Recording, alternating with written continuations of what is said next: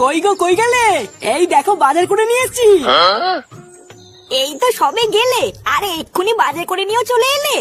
আরে বাবা, তুমি তো খুব ভালো করে জানো আজকে শহর থেকে আমার বন্ধু আর বন্ধুর বউ আসছে। তা তাড়াতাড়ি বাজারটা না করলে ওরা এসে কি খাবে? হ্যাঁ হ্যাঁ, বুঝেছি বুঝেছি। তা তুমি কি বাজার করে আনলে? আরে বাবা, কি আবার আনবো, এত বছর পর আমার বন্ধু শহর থেকে আমাদের বাড়িতে আসছে, তাই একটু মাংস আর একটু মাছ নিয়ে এসেছি। নাও নাও, তুমি আর দেরি না করে সুন্দর করে রান্নাটা করে ফেলো তো।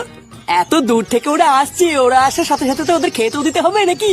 পল্টুদা, ও পল্টুদা। ওই দেখো, ওইদিকে আবার ল্যাংচার ফুটেও চলে এসছে। না গিন্নি, তুমি ঝটপট রান্নাটা করে ফেলো, আমি চললাম, বুঝলা?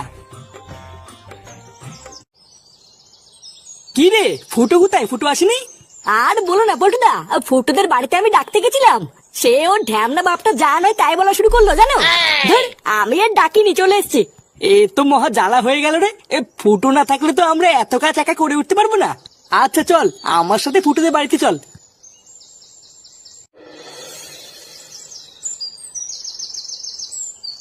আরে কি হলোটা কি, তোমাকে ডাকছি না? এ বাড়া, কি হয়েছে কি বলো তো, এত ডাকাডাকি করছো কেন?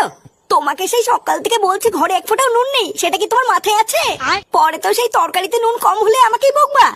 ভূতদা, তোমাকে শুধু আমাকেই চোখে পড়ে? এই বাড়ি থেকে আর কোনো লোক নেই নাকি? তা তুমি ছাড়া কে এনে দেবে শুনি? বাবাও তো বাড়িতে নেই যে বাবাকে বলবো।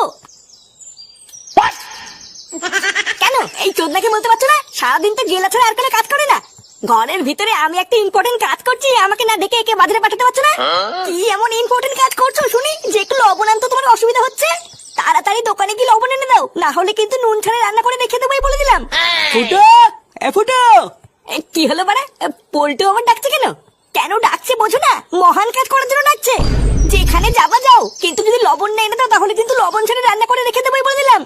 আরে হ্যাঁ হ্যাঁ, ওইসব লবণ টবণ লাগবে না, ভূতার বাল আমি আজকের থেকে লবণ খাওয়া ছেড়ে দিয়েছি।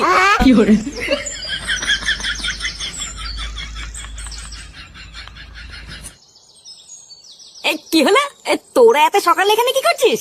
চোদনা, কাল রাত্রে বেলা তোকে আমি বারবার করে কি বললাম, তুই আজকে সব ভুলে গেছিস? এই নে রে, কাল রাতে আবার কি বললি? এ বাড়া, তুই তো মহা বাঞ্চোদ রে। কাল রাত্রে বেলা তোকে আমি বারবার করে বললাম না শহর থেকে আমার বন্ধু আর বন্ধুর বউ আসছে। এই হ্যাঁ হ্যাঁ, বাড়া আমি একদম ভুলে গেছি। ও ভাই না, আমি শুনে ফেলেছি তুমি বাঞ্চোদ। কি বলি শুনে বাচ্চা? তুই না আমাকে বকে কি হবে? এখন আমি সবাইকে বলে দেবো তুমি বাঞ্চোদ।